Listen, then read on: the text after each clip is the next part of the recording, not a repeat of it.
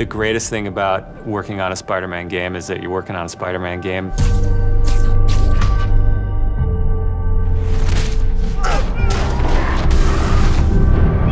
The hardest thing is that it's a Spider-Man game. We really care about storytelling here at Insomniac. And I think that's how we go into every day we come here. There's this push to really get it right. One of the most compelling things about Spider-Man is just when Peter Parker and Spider-Man's worlds collide. And we've tried really hard to weave the two stories together to create a story that is not necessarily just a superhero story, but a human story as well.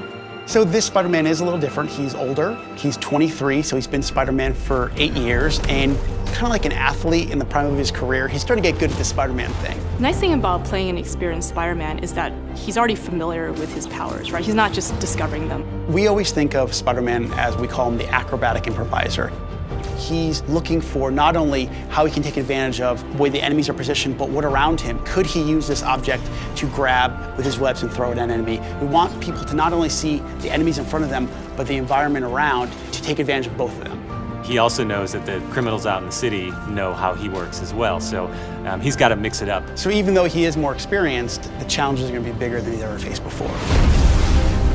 Spider-Man has a rich history of having great stories. The core of our story is this duality between being Peter Parker and being Spider-Man. What's cool about Mr. Negative is that he also has a duality. He's got his positive side as Martin Lee, who runs the homeless shelters in the city, but he also has his negative side.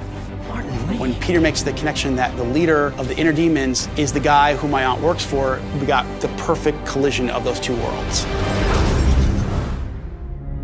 So many people have their own vision of what Spider-Man should look like, what he should sound like, and in the end, we just have to put a new and fresh twist on who he is. And for us, it's really, really important to deliver those big spectacle moments, those near impossible scenarios that only someone like Spider-Man can survive, and put you in that action.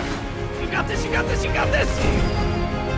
We understand what this character means to people in here, and we're making this game with a lot of heart, and we're going to do whatever it takes to give people the ultimate Spider-Man experience, the game that they've been waiting for.